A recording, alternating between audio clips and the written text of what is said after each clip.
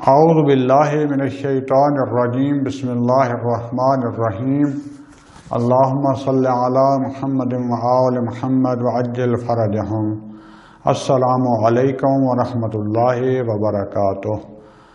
ہماری گفتگو چل رہی تھی توحید در خالقیت کے بارے میں، اور اس کے بارے میں ہم نے توحید کا جو حقیقی قرآنی اور عقلی نظریہ ہے وہ پیش کیا۔ تین مشہور نظریوں کا مقایسہ کیا۔ ایک نظریہ تھا جناب ابو الحسن اشعری جو ہیں اہل سنت کے مذہب اشاعرہ کے سربراہ، یا کل اکثریت اہل سنت کا نظریہ تھا کہ جو کہتے تھے کہ ہر چیز جو ہے اس کا ڈائریکٹ خالق خدا ہے۔ مثلا کہتے تھے آگ بھی جو ہے یہ حرارت اس کی ذات میں شامل نہیں ہے، بلکہ جو ہے جب بھی آگ لگتی ہے تو اللہ کی سنت اس پر جاری ہوئی ہے کہ ساتھ حرارت پیدا ہو جاتی ہے اور وہ چیز جل جاتی ہے۔ سورج نکلتا ہے تو روشنی سورج سے نہیں آتی، بلکہ اللہ جو ہے سورج کے ساتھ روشنی کو پیدا کر دیتا ہے۔ اسی طریقے سے انسان کا ہر فعل جو کچھ بھی وہ کرتا ہے، انسان کے ہر فعل کا خالق خدا ہے۔ زیادہ مشکل یہاں پر بنتی تھی۔ اس کے بعد جو معتزلہ تھے وہ کہتے تھے کہ خدا بند عالم نے ہر چیز کو من جملہ انسان کے خلق کر کے ہر چیز کا اختیار اس کو دے دیا ہے۔ اب مثلا انسان جو ہے وہ اپنے ہر فعل کا ڈائریکٹ جیسے خالق ہے، خالق مستقل بھی ہے، یعنی اللہ نے اختیار دے دیا، تفویض کر دیا۔ اب اللہ کا اس میں کوئی رابطہ نہیں ہے۔ انسان کو تو خالق کیا ہے خدا نے، لیکن انسان اپنے افعال کا خود خالق ہے۔ لیکن جو صحیح شیعہ نظریہ جو تھا، شیعہ نظریہ نہ کہیں بلکہ قرآن اور سنت محمد مصطفیٰ صلی اللہ علیہ وسلم اور اہل بیت علیہ السلام جو ہے اس کی روشنی میں جو صحیح نظریہ پیش کیا وہ یہ تھا کہ یہ کائنات جو خدا نے خلق کی ہے، یہ جو جہان خلق کیا ہے جس میں انسان بھی ہے باقی چیزیں بھی ہیں، خدا بند عالم نے اس کو علت اور معلول، سبب اور مسبب کے ذریعے کے طریقے پر خلق کیا ہے۔ لہذا خدا بند عالم جہاں باقی ہر چیز کا ابتدائی خالق ہے، بعد میں بھی جو بھی چیز خالق ہوتی ہے حتیٰ انسان کے افعال بھی خدا کی طرف ان افعال کی نسبت بھی دی جاتی ہے، لیکن انسان کی طرف بھی اور اس چیز کی طرف بھی دی جاتی ہے جس سے ڈائریکٹ فعل سرزد ہوتا ہے۔ لہذا اگر کہیں کہ پوری کائنات اور ہر چیز کا خالق مستقل اور ذاتی کون ہے، وہ خدا بند عالم ہے، اس کے علاوہ کوئی خالق نہیں ہے۔ جو کچھ بھی کائنات میں ہوتا ہے اس کے اذن و ارادے سے ہوتا ہے، لیکن اللہ تعالیٰ نے کیونکہ یہ کائنات خود سبب و اسباب کی دنیا کا بنایا ہے، تو انسان بھی جو فعل انجام دیتا ہے اس فعل کا حقیقی خالق اور فاعل یہ انسان ہے، لیکن اس فعل کی نسبت اللہ سے بھی دی جاتی ہے، کیونکہ انسان کو خلق کرنے والا، اس کو ارادہ اور اختیار قدرت دینے والا وہ خدا ہے، اور نہ یہ کہ دے کر چھوڑ دیا بلکہ ایک ایک لمحہ یہ قدرت اور یہ ارادہ اور یہ اختیار انسان کو دے رہا ہے۔ لہذا اللہ کے اس دی ہوئی قدرت، اختیار اور ارادے سے انسان جو فعل انجام دیتا ہے اس کا فاعل حقیقی، خالق حقیقی یہ انسان ہوگا، اور خالق یعنی انڈائریکٹلی یہاں پر کہیں گے عمومیت خالقیت خدا کی ہے، لیکن یہ جو چیزیں اللہ کے حکم اور ارادے سے، اللہ کی دی ہوئی اجازت سے یہ فعل خلق کر رہا ہے، لہذا اس فعل کو اللہ کی طرف بھی نسبت دی جائے گی، اس انسان کی طرف بھی دی جائے گی۔ لہذا خالق استقلالی اصلی حقیقی خدا ہے۔ اس طرح جو ہے یہ جو باقی ہمارے جو اسباب افعال جو انجام ہو رہے ہیں کسی بھی چیز کے، حتیٰ لوہا جو ہے اس کو سختی خدا نے دی ہے، لہذا یہ جس کو بھی لگے گا اس کو پھاڑ دے گا، خدا نے پہلے سے اس کی ذات میں رکھی ہے۔ ایسا نہیں ہے کہ جب مثلا کوئی خنجر کسی کو مارے یا مثلا لوہا سریا کسی کو مارے تو اللہ ادھر سے درد ایجاد کر دیتا ہے، اللہ زخم ایجاد کر دیتا ہے، نہیں، اس کی ذات میں رکھا ہے کہ یہ سخت ہے لوہا، جس چیز کو بھی لکڑی میں بھی ماریں گے نرم لکڑی تو اس کو پھاڑ دے گا، پیٹ میں ماریں گے تو پھاڑ دے گا۔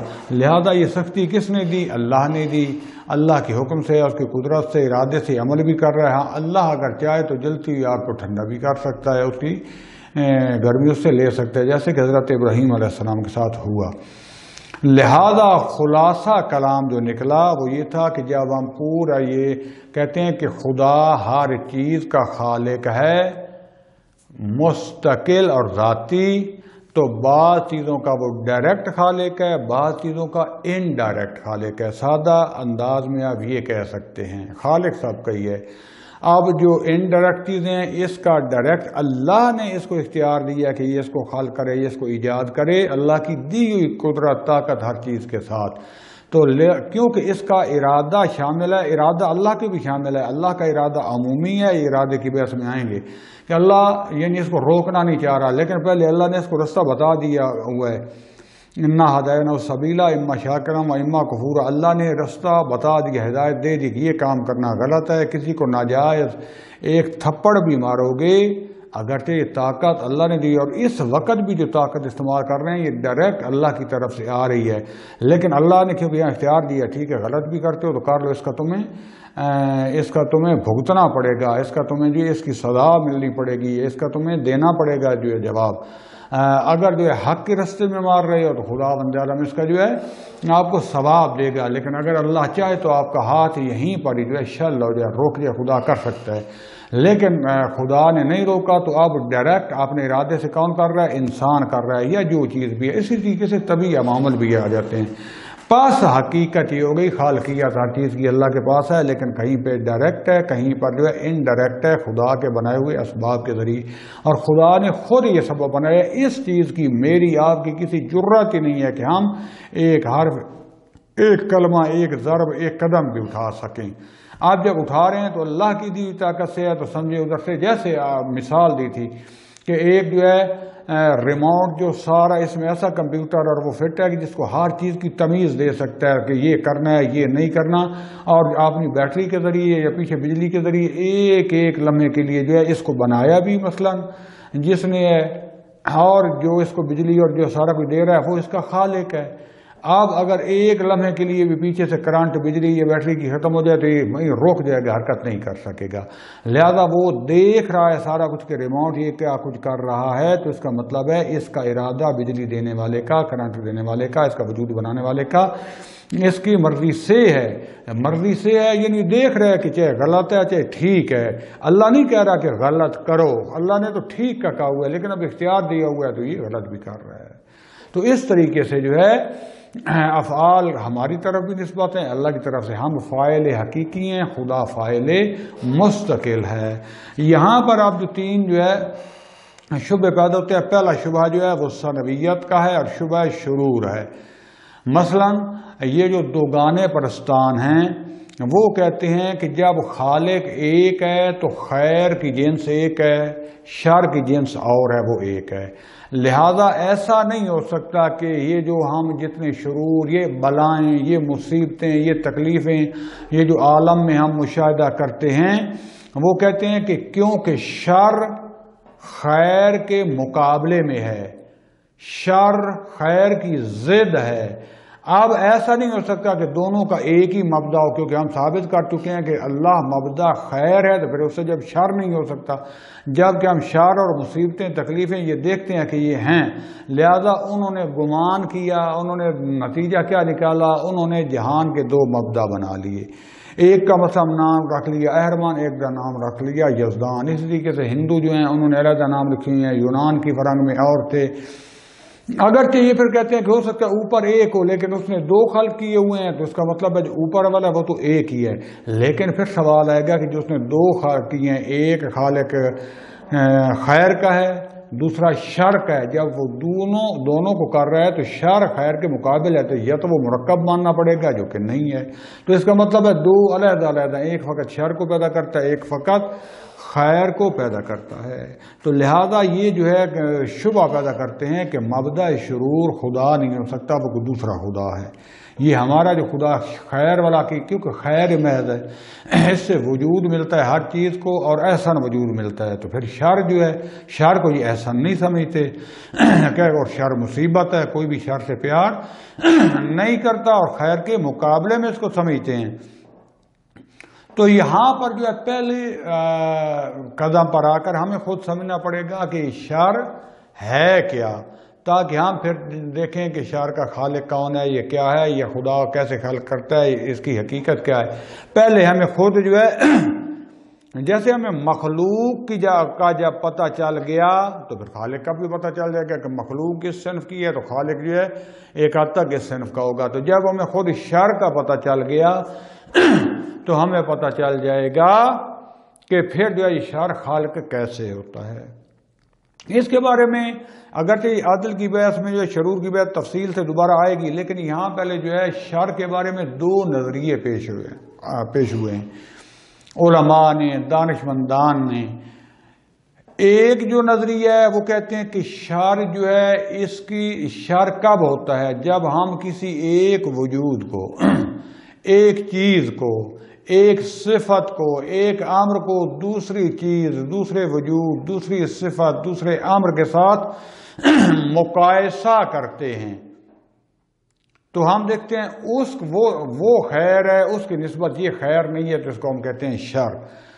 دوسرا جو نظریہ کہتے ہیں اصلاً شر آدمی، شر کا وجود ہی نہیں ہے، کسی بھی چیز کا نہ ہونا اس کو شر کہا جاتا ہے۔ کیسے، اس کی تفصیل میں بیان کرتا ہوں۔ پہلا جو جواب دیا گیا ہے وہ ہے کہ شر جو ہے جس کو ہم خیر کے مقابلے میں سمجھتے ہیں، یہ کیا ہے؟ یہ شر جو ہے ایک امر قیاسی ہے، مقایسہ کرنا۔ آپ کو پتہ ہے قیاس، مقایسہ کرنا کہتے ہیں نا، قیاس حرام ہے ہماری فقہ میں، کہ ایک حکم ہے، مثلا نماز میں جو حکم دیا گیا ہے کہ اگر آپ کے پاس وقت تنگ ہے، لباس نہیں ہے یا نجس ہے، تو آپ جو ہے نا اپنا سطر جو ہے یعنی ایک مخصوص جو اپنی ناف سے لے کر تو گھٹنوں کے اوپر تک جو ہے یہ کم از کم شرمگاہ چھپا دیں تو اس حالت میں آپ نماز پڑھ سکتے ہیں۔ یہ بھی حالت مجبوری میں، ورنہ عام حالات میں اگر آپ کا جسم کوئی عورت دیکھ رہی ہے تو اس اور حرام میں مبتلا ہو رہی ہے تو یہ جائز نہیں ہے۔ اسی سے آپ کیا کہتے ہیں، بھائی نماز جو ہے قمیض اتار کر ہو سکتی ہے تو فلاں عبادت بھی ہو سکتی ہے، فلاں بھی ہو سکتا ہے۔ قیاس کرنا، اس میں یہ حکم ہے تو دوسرے میں یہ حکم ہوگا، جبکہ دین ہمارے قیاس اور عقل کا محتاج نہیں ہے۔ یہ مثال کے لیے سمجھ آیا، میری بحث وہ اس طرف ابھی جانا نہیں چاہ رہا۔ تو کیا بتانا چاہتے ہیں کہ ایسا کوئی امر، ایسا کوئی واقعہ جو انسانی زندگی میں جو چیز بھی انسان کے ساتھ مربوط ہے، جو اس کی زندگی کے ساتھ ملائمت رکھتی ہے، جو اس کی ہماری انسان کی زندگی کے ساتھ سازگار ہے، سازگاری رکھتی ہے، اس کو نفع اور بینیفٹ پہنچاتی ہے، فائدہ پہنچاتی ہے، فلسفی زبان میں کہتے ہیں اس کو سازگار ہے، ہمارے ٹکراؤ نہیں رکھتی، اس کو ہم کیا کہتے ہیں؟ یہ خیر ہے۔ اور جو واقعہ، جو وجود، جو چیز، جو امر، جو صفت جو ہے انسانی زندگی سے مربوط جتنے بھی عوامل ہیں، ہماری زندگی جن جن چیزوں سے مربوط ہے، جو بھی ہماری زندگی کے ساتھ جو ہے یہ معنی بن جائے یا ہماری زندگی ہمارے مفادات سے ٹکرائے، اس کو کیا کہتے ہیں؟ یا ہمیں کوئی ضرر اور نقصان پہنچائے، اس کو کہتے ہیں کہ یہ ہماری نسبت قیاس کرتے ہیں کہ یہ کیا شر ہے۔ مثال کے طور پر اگر فقط ہم دیکھیں کہ آگ جو ہے اس کو جو ہے روٹی پکانے کے لیے، کھانا پکانے کے لیے، گوشت بھوننے کے لیے، لوہا سونا پگھلانے کرنے کے لیے استعمال کرتے رہیں تو ہم کہیں گے یہ تو کیا سردی کو دور بھگانے کے لیے ہم کہیں گے آگ کیا ہے؟ انسان کے لیے نعمت ہے، خیر ہے۔ لیکن یہی آگ جو ہے جب انسان کا ہاتھ جل جائے، انسان خدا نہ خواستہ آگ کے اوپر گر پڑے یا آگ انسان کے اوپر گر پڑے، جلے، کچھ ایسا معاملہ ہو جائے اس کا گھر جلا دے، کہتے ہیں یہ شر ہے، پھر مطلب یہ آگ کاش نہ ہوتی۔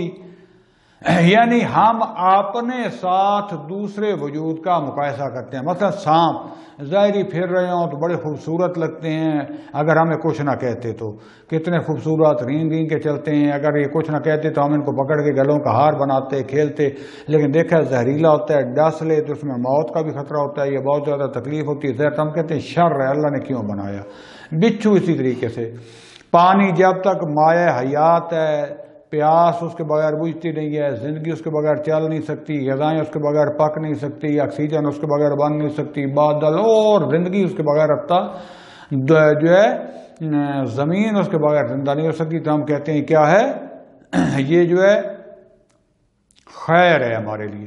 لیکن یہی پانی فلڈ بن کر آ جائے یا کسی نہر میں گر جائے، بچہ گر جائے کنویں میں، تو اس کو ہم کیا کرتے ہیں، یار یہ شر ہے، یار یہ پانی نہ ہوتا تو آج میرا بچہ نہ گرتا، میں اس میں غوطے نہ کھاتا، یہ وہ سارا۔ اسی طرح کا جو باقی چیزیں جو ہیں، ہر چیز کو انسان کی زندگی کے ساتھ ہم مقایسہ کرتے ہیں۔ جو چیز بھی ہماری زندگی کے ساتھ ملائم ہو، سازگار ہو، ہم اس میں ہمارے لیے نفع ہو، فائدہ ہو، اس سے ہمیں سکون پہنچے، ہم کہتے ہیں کہ یہ ہمارے لیے کیا ہے، خیر ہے۔ نرم نرم بستر، اچھی گاڑی، اس کے بعد جو مثلاً اچھی غذا، جو چیزیں بھی ہمیں فائدہ، ہم کہتے ہیں خیر ہے۔ اور جس چیز سے بھی ہماری زندگی کو خطرہ ہو، نقصان ہو، تکلیف ہو، ہمیں اس سے فائدہ نہ ہو، ہم اس کو اپنی زندگی سے قیاس کرتے ہوئے کہتے ہیں کہ یہ کیا ہے، شر ہے۔ جو شر ہے مثلا اس کا بھی یہی صورتحال ہے۔ اب جو ہے اصل حقیقت کیا ہے، اپنی ذات میں کوئی چیز بھی شر نہیں ہے، خیر ہی خیر ہے۔ مثلا اگر آپ جو زبان ہوتی، رابطہ ہوتا، سانپ سے پوچھتے کہ آپ بتاؤ کہ دنیا میں سب سے اچھی اور بہتر چیز کون ہے، تو سانپ کہے گا میں ہوں۔ آپ ایک چیونٹی سے، مچھر سے، پشا جو ہوتا ہے، مچھر جو ہوتا ہے، اس سے پوچھیں کہ اس دنیا میں اگر آپ کے پاس اختیار ہو کہ سب سے اعلیٰ ترین ایک چیز بچ جائے، باقی سب تباہ ہو جائیں، وہ کہے گا میرا وجود ہے۔ بچھو سے پوچھیں، کوئی بھی چیز ہے وہ اپنے وجود کو خیر محض سمجھتے ہیں۔ مثلا اگر آپ چونٹیوں سے پوچھیں، آپ انسان، ہم اپنے آپ کو سب سے زیادہ افضل مخلوق اور اعلیٰ مخلوق سمجھتے ہیں، باشعور سمجھتے ہیں۔ آپ چیونٹیوں سے یعنی سانپ، مچھر وغیرہ سے پوچھیں کہ انسان آپ کے لیے جو ہے منبع خیر ہے یہ شر ہے، وہ کہتے ہیں اس کو ایک منٹ بھی اگر ہمارے پاس میں نہ جینے دیتے۔ چیونٹیاں کہیں گی ہم اپنے کام پہ جا رہی ہوتی ہیں، اپنا کھانا یہ اوپر سے آتا ہے، نہ دیکھتا ہے، ہمارے اوپر پاؤں رکھ دیتا ہے، ہمارے اوپر پانی گرا دیتا ہے، ہمارے گھر کے پاس آگ جلا دیتا ہے، ہمارے اوپر مٹی پھینک دیتا ہے، ہمارے گھر کھود کے خراب کر دیتا ہے، ہزاروں چیزیں بتائیں گی۔ پشے سے، مچھر سے پوچھیں، وہ کہے گا میرا کام ہے کہ خون پینا، میں فاسد خون پینے کے لیے آتا ہوں، مجھے مار دیتا ہے، ایسے کتنے میرے بچوں کو مار دیا، سپرے کر کے ہم تالاب اور دیہڑوں میں بیٹھے ہوتے ہیں، وہاں مار دیتا ہے فلاں، وہ اس کو اپنا وجود بہتر نظر آئے گا۔ لہذا عرض کیا خدا بند عالم نے کسی بھی چیز کو شر جو ہے وہ شریر نہیں بنایا بلکہ خیر محض بنایا، اور ہر چیز اس جہان میں اپنا کردار ادا کر رہی ہے۔ اور آج یہ تو جو ہے نا مثلاً اب سائنس، بیولوجی اور باقی جو ہے چیزوں میں تفصیلاً لکھا پڑا، مثلا شہد کی مکھیاں ایک تو ہمیں شہد دیتی ہیں، اس کے بعد یہ اگلے دن خبر اخبار پہ آئی ہوئی تھی کہ جو ہے پاکستان میں مچھلیوں کا قتل عام جاری ہے، کہ جو مثلا چھتے سے ہوتا ہے کہ چلو آپ اس میں سے فقط شہد نکال دیں، بجائے شہد کے جو ساتھ ان کا چھتا جس میں انڈے ہوتے ہیں، بچے ہوتے ہیں، ہر چیز اس کو بھی تباہ کر کے رکھ دیتے ہیں، بعد میں آگ بعد کے اوپر دوائی چھڑک کے ان کو مار دیتے ہیں، فلاں فلاں۔ اور اس طریقے سے جب کہ مکھیاں کیا کرتی ہیں، ایک تو ہمارے لیے شہد بناتی ہیں، دوسرا جا کے پھولوں پر بیٹھتی ہیں، جو نر مادہ پھول ہوتے ہیں ان کا جو باربری کا کام انجام دیتی ہے، اور ہزاروں ایسے کام ہوتے ہیں۔ اسی طریقے سے جو ہے سانپ، بچھو، یہ حشرات جو زمین میں جتنی زہریلی گیسیں ہوتی ہیں ان کو یہ جذب کرتے ہیں۔ اب سوال سے سوال پیدا ہوتے ہیں، اللہ یہ زہریلی گیسیں بھی نہیں بناتا، اللہ یہ بھی نہیں بناتا، اللہ وہ بھی نہیں بناتا، پھر آپ کا اور میرا امتحان کیا تھا؟ یہ یاد رکھیں اللہ نے ہمیں اور آپ کو امتحان کے لیے بھیجا ہے، اپنے وجود میں ہر چیز کو خیر بنایا ہے، اسی خیر میں ہمارا امتحان ہے۔ بعض کا تو وہ ہمارے لیے شر ہوتا ہے، ہمیں عقل دی ہے، نطق دی ہے، فکر دی ہے کہ ہم اس کے ذریعے اچھا راستہ انتخاب کریں، اور اول سے لے کر آخر تک زندگی گزارنے کا طریقہ، کون سی غذا کھائیں، کون سی نہ کھائیں، کس راستے پہ جائیں، کدھر نہ جائیں، کون سا لباس پہنیں، ایک ایک حقیقت تک ہمیں بتا دی ہے۔ اب ہم اس طرف توجہ نہیں کرتے، ہم کیونکہ مادہ پرست بن گئے ہیں اس دنیا میں رہ کر، فقط اپنا فائدہ ہی فائدہ، وہ بھی جو مادی فائدہ ہوتا ہے وہی سوچتے رہتے ہیں، تو ہمیں کیا ہوتا ہے، برا لگتا ہے۔ مثال کے طور پر ہم کیا، ایک مخیر آتا ہے، وہ کیا کرتا ہے کہ آپ کے کہتا ہے کہ علاقے میں یار اس میں کوئی مسجد نہیں ہے، یا امام برگاہ نہیں ہے، یا ہاسپٹل نہیں ہے، یہ ایک بڑی یونیورسٹی بنانا چاہتا ہے، اس کے لیے کیا ہے، اب اس کو کرینے منگوانی پڑیں گی، جو ہے آ کر پہلے زمین کھود دیں، پھر جو ہے زمین کھودنے کے بعد اس میں سے کنکریٹ بھریں، اب کیا وہاں سے مشینیں چل رہی ہوں گی، شور گاڑیاں آ جا رہی ہیں، سڑک کو برکت کھودنا پڑے گا، بنانی پکی ہے، وہ رستہ ٹھیک کرنا پڑتا ہے۔ اب جو بندہ ایک دفعہ آیا سامنے وہ دیکھ رہا ہے کہ یار یہ سڑک بھی کھودی ہوئی ہے، اب مجھے جو ہے موٹر سائیکل یا اس پر نہیں بلکہ پیدل آنا پڑ رہا ہے، پھر مٹی اڑ رہی ہے، گرد پڑ رہی ہے، کپڑے ہمارے گھروں میں آ رہی ہیں، شور اتنا ہو رہا ہے، اس کو یہ سارا شر ہی شر نظر آئے گا۔ لیکن اگر یہ دیکھا جائے کہ یہ کچھ عرصے بعد یہ پکی سڑک بن جائے گی، اور یہی جو ہے پکی سڑک کے بعد یہ ساتھ ہاسپٹل بن جائے گا، مسجد بن جائے گا، ہمارے بچوں کا مدرسہ، اس میں بلڈنگ بن رہی ہے، تو یہ تھوڑا سا جس کو بھی شر سمجھ رہا تھا کل اس کے لیے زیادہ خیر ہو جائے گی۔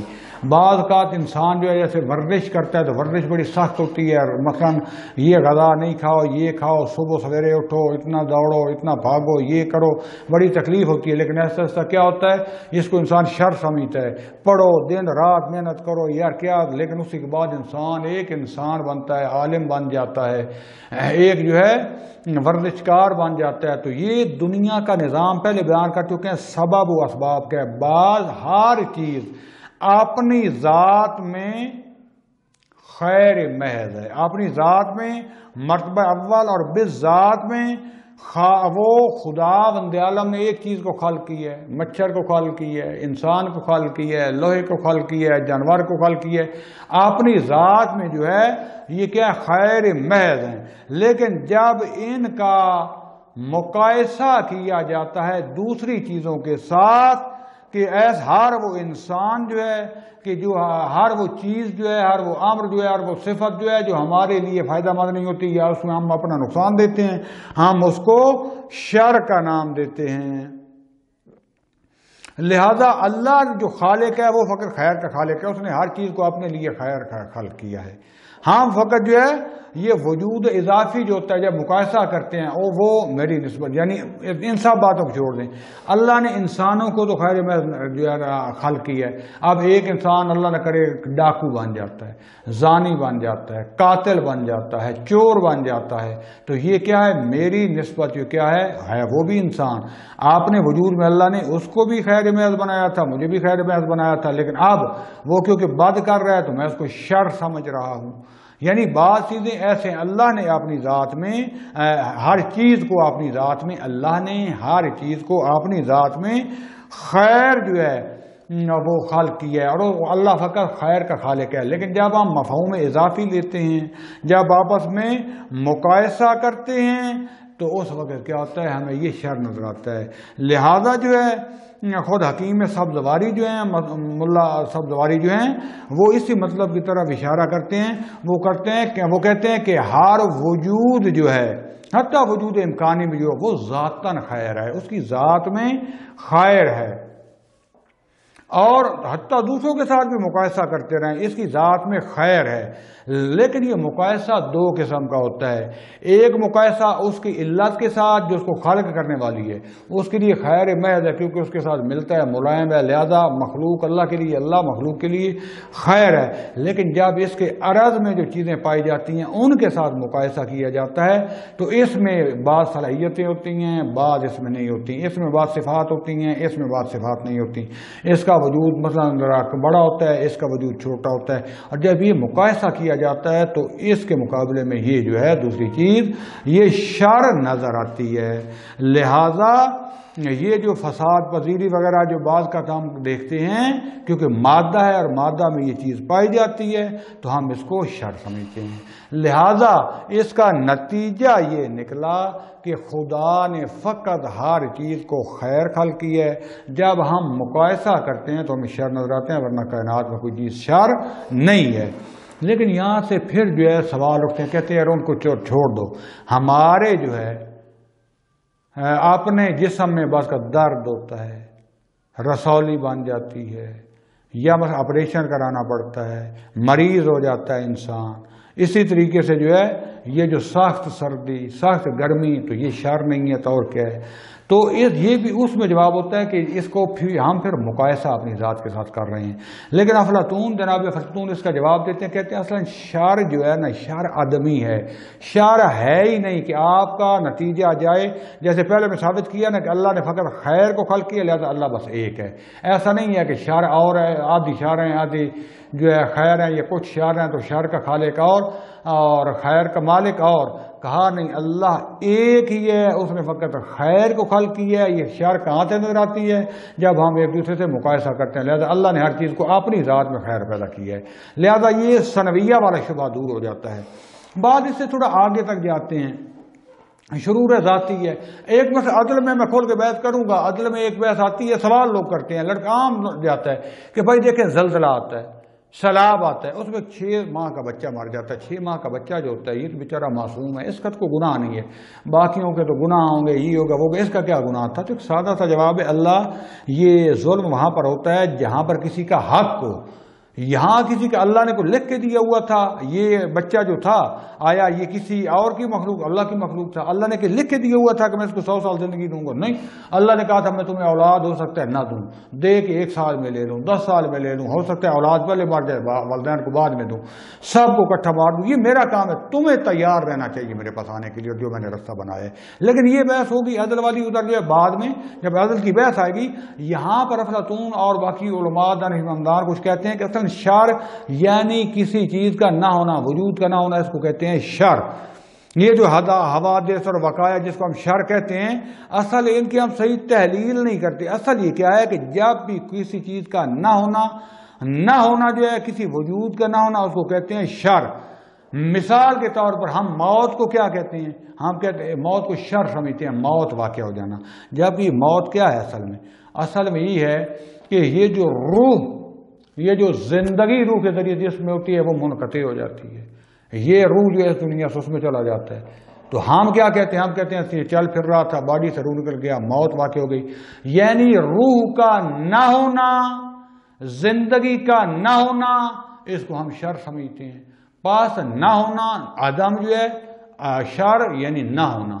اور عدم اور شر کی کوئی علت ہی نہیں ہوتی. جیسے وجود کی علت وجود ہوگی، عدم کی علت عدم ہوگی. یہ بھی مسامحہ ہے. عدم یعنی نہ ہونا، نہ ہونے کو تو خالق نہیں کرتے.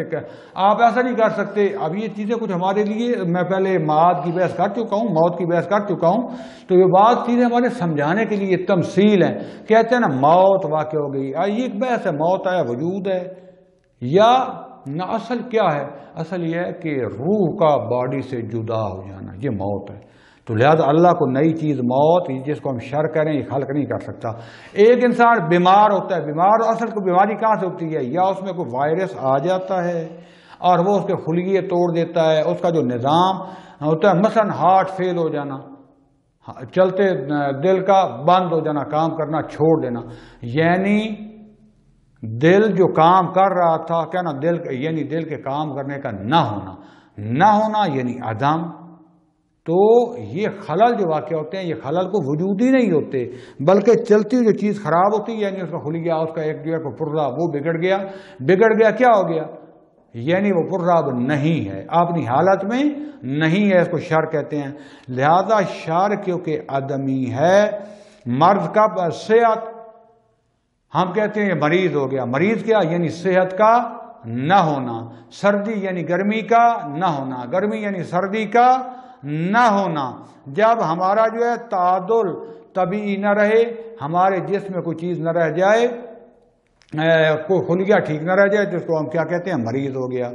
تو نہ ہونا جو ہے عدم کو کوئی علت نہیں چاہیے ہوتی کہ خدا اس کو خلق کرے. بس خدا نے جو کچھ خلق کیا ہے وہ ٹھیک ہے، اس میں خلل آتا ہے. اچھا یہ اب آگے کی بحث خلل کیوں آتا ہے؟ ہمارا کیونکہ شبہ تھا وہ دوگانہ پرستان ثنویے، وہ کہتے تھے کہ شر اور خیر دو امر ہیں، لہذا کیونکہ خیر شر کا متضاد ہے، لہذا ان دونوں کے خالق بھی جدا ہیں. ہم نے اس میں یہ جواب دیا کہ یہ شر حقیقت میں کوئی چیز نہیں ہے، ایک قیاسی چیز ہے، اس کا وجود نہیں ہے۔ جب ہم دو چیزوں کو آپس میں مقایسہ کرتے ہیں، جو ہماری زندگی کے ساتھ سازگار جو وجود جو عام صفت نہیں ہوتی، ہم اسے شر کہتے ہیں۔ لہذا یہ مقایسے سے، اور مقایسہ اضافہ کو خود کا وجود تو نہیں ہوتا، اپنے وجود میں وہ بھی خیر ہے، یہ بھی خیر ہے۔ دوسری یہ تھی کہ شر یعنی عدم، یعنی وجود کا نہ ہونا۔ جب ہمارا وجود ایک حد تک یا تھوڑے تک ایک پردہ نابود ہوتا ہے یا نہیں ہوتا، یہ خراب ہوتا ہے، یعنی نہ ہونا، اس کو شر کہتے ہیں۔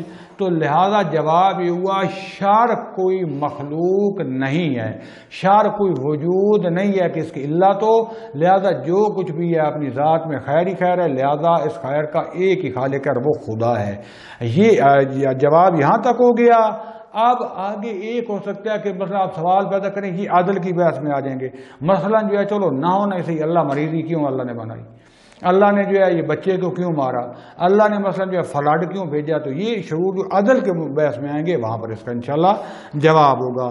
لہذا واضح کہتے ہیں اپنا حکیم مرحوم صاحب دواری کہتے ہیں اپنی کتاب میں شرح منظومہ میں مقصد 3 میں کہتے ہیں وَالشَّرُّ آدَامٌ فَكَمْ قَدْ ظَلَّمًا يَقُولُ بِالْيَزْدَانِ ثُمَّ الْأَحْرَمًا، کہ شر جو ہے یہ عدم ہے، یہ آدام ہے، کوئی ایسے ان کا وجود نہیں ہے۔ فَكَمْ قَدْ ظَلَّ، کتنے گمراہ ہوئے ہیں، میں یقول جو کہتے ہیں یزدان کا یا احرمن کا ہونا، یہ اصل میں گمراہ ہے کیونکہ شر ہے ہی نہیں ہے۔ لہذا علامہ طباطبائی جو ہے مرحوم وہ لکھتے ہیں المیزان میں تفسیر میں لکھتے ہیں کہ شرور جو ہیں اول کے فقط امور مادی میں واقع ہوتے ہیں، امور مجرد میں واقع نہیں ہوتے۔ مادہ میں تغیر و تبدل، فساد پذیری یہ پائی جاتی ہے۔ لہذا مستند بے قصور در ناحیہ استعدادہا نہ مستند بے افاظ اس طرف مبدأ ہستی۔ لہذا یہ قصور جو ہیں، یہ شر جو ہیں، یہ صاحب استعداد جس کی استعداد کم ہے یا زیادہ ان کی طرف سے ہیں، نہ کہ وہ جو استعداد دینے والا جو مبدأ ہستی ہے، اس نے جتنی استعداد بہتر سمجھتا تھا، جتنی صلاحیت بہتر سمجھتا تھا، دے دیا۔ اب جس کے پاس کم صلاحیت ہے وہ سمجھتا ہے کہ میرے یہ شر ہے میرے لیے۔ جیسا کہ علت وجود جو ہے وہ وجود ہے، پاس کہتے ہیں در اموری کے بعد نوعی شر ہمراہ حسن آنچہ امر ایجاد و ارادہ الہی بیان تعلق گرفتے و بالذات در حیطہ قضاء الہی قرار دارد ہمار بہرے یا وجود است کہ بحسب استعداد و میزان قابلیت خود دریافت کر لیا۔ میں اگر خلاصہ کلام بیان کرنا چاہوں کیونکہ سارے فارسی سمجھنے والے نہیں بیٹھے ہوئے، کہنا چاہتے ہیں خدا بند عالم جو کہ مبدا ہر چیز کا وجود دینے والا ہے، اس نے ہر چیز کو جو مناسب وجود تھا، استعداد تھی، صلاحیت تھی، دے دی۔ اس کی طرف سے کوئی کمی نہیں ہے، جو مناسب سمجھتا تھا دے۔ اس نے انسان کو انسان بنایا، حیوان کو حیوان بنایا، پرندے کو پرندہ بنایا۔